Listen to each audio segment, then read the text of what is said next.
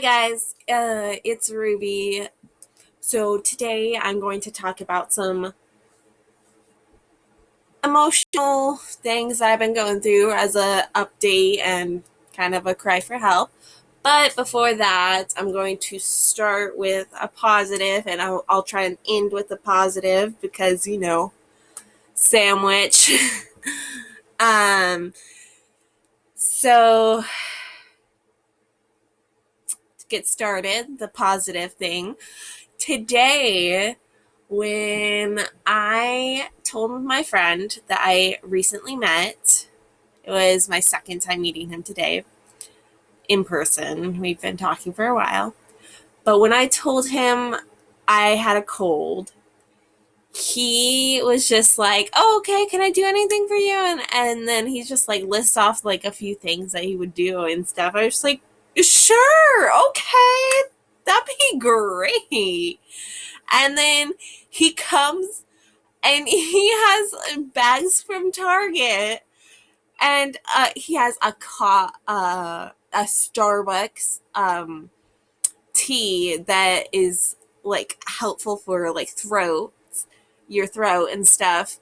He brought three gluten-free, dairy-free soups, two Gatorades, the big bottles, some cough drops, and Dayquil and NyQuil. This guy is amazing. He's the potential roommate that may or may not be moving though, so we'll see. But he's great. Such a sweet guy.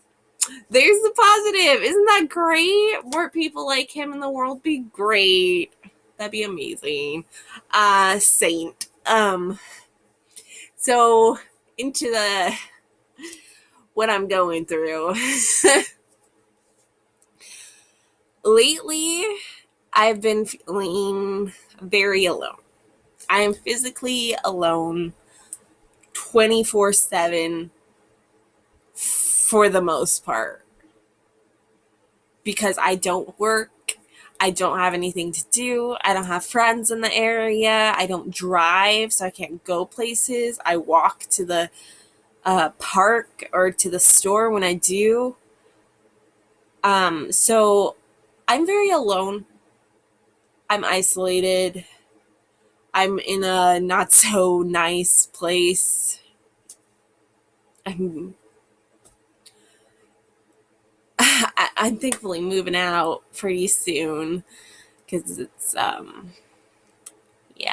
not so great here. Anywho, so I've been feeling alone, and anytime I like try and like make myself like put myself out there for with like talking to people, it kind of backfires. I have a scheduled meeting with my mom on Monday, Wednesday, and Friday. And even that backfired. And I know she's super, super busy, but it kind of hurts.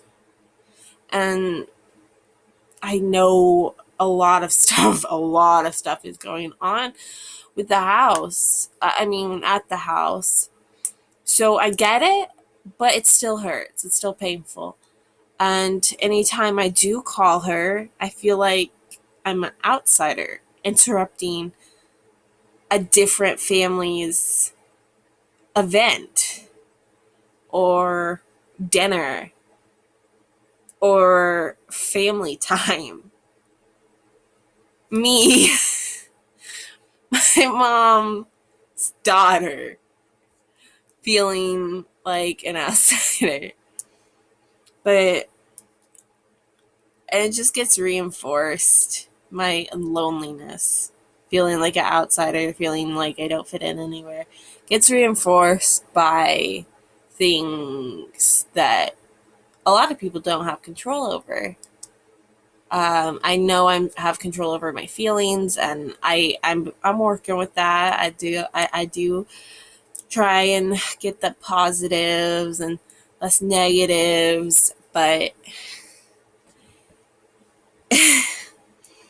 some things that reinforce the thought process of Esther, you're alone, would be like people not answering texts or calls.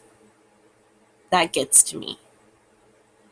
I don't like to text her, so I understand, and I know people are busy, but even if they are just like, hey, I'm busy, I'm sorry, can I talk to you later? That's better than not saying anything. But when people don't get back to me, when people don't answer my calls, that definitely is just like, Esther, you're completely alone.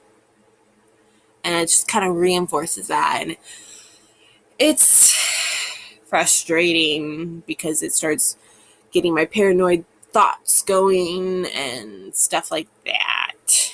Not so great. And something else that does it is like I re-downloaded the dating app to meet friends, and just like people ignoring me on there, or they unmatch with me. Yeah, that's just like a reinforcement of, Esther, no one wants you. You're not wanted. You're not loved. You're not you're not pretty enough. You're not worth it. And that's what goes through my head when things like that happen, and they happen a lot with random strangers on the internet, with family, with close friends. Yeah, it's getting pretty difficult. I'm hoping when I start work, I meet people there, and because I'm around people there, I don't have to worry about this type of thing. I'm really hoping that happens, because I don't like being this alone. I don't mind living alone, but not having people or friends or family in the area that I am willing to talk to or like close with. It's becoming a lot more difficult. I did better when I first got here, and I've been doing better on the depression front of moving here. I'm definitely like suicidal. Yeah, I'm doing better in that way. But my paranoia is definitely getting worse. It got worse. It's getting better now, but it got really bad to the point of a funny story. um, so when I was going through this paranoid delusional phase, there was this guy that's living in the same Airbnb that I've been living in, and it's a house full of guys. There were 4 guys, and then me in the basement. like, anyways, I was laying on my bed, and I felt stuck. I always feel stuck because I put a mask on when I go outside of my room. So I feel stuck. And I'm just like, wait, what if I'm feeling stuck because they tampered with my fan and it's sending subliminal messages telling me that I have to stay here? Like, that was a thought that went through my mind in this phase. This is how bad it gets, guys. um, it was funny. I like pushed that away, and I was just like, Esther, you're ridiculous. Thankfully, I have like, I still have my like decision, like my, I can still tell what's a delusion and what's not, but it gets really foggy when it gets really bad. And it got really foggy. And my OCD tendencies like picked up hardcore. I had to do the same route to the door every time, and it was a longer route. I had to wash my hands, wash everything, I had to do this certain, like, what is it called? It's like a ritual, I guess. Like, I have to like take my mask off, put it away, wash my hands, take my pants off so I don't sit on my bed slash couch with dirty pants. And like I had to do that. Otherwise, I was gonna get sick. I had to make sure I locked that door. Otherwise, that guy, that creepy guy that was upstairs, he'd try and attack me. Like, I had to do this. Otherwise, certain things would happen. And that's what was in my brain because of the paranoia and the like, the obsessive compulsive action. And it just kept reinforcing it. Thankfully, that's not as bad anymore. But it's definitely was an issue, and like that type of stuff keeps happening, and I'm freaking out, and I'm alone in it because like when I try and like be like, hey mom, can I call you? It's busy. Hey, what are you doing? Do you want to Zoom? No, I'm busy. Like the types of stuff like happens with friends and family and stuff like that, and it just reinforces Esther. You're alone. Yeah. Anyways, so positive to end the video is my best friend texted me. I tried to text him when I got here. The text never sent because I'm isolated down here because I don't have data or data service doesn't work down here.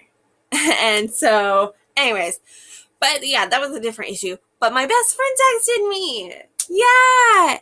And he was like, how you doing? And like checking up on me. And that definitely helped with my like feeling of like I'm not wanted. So that was good. And I'm happy about that. Like he's one of the sweet guys too. He loves me.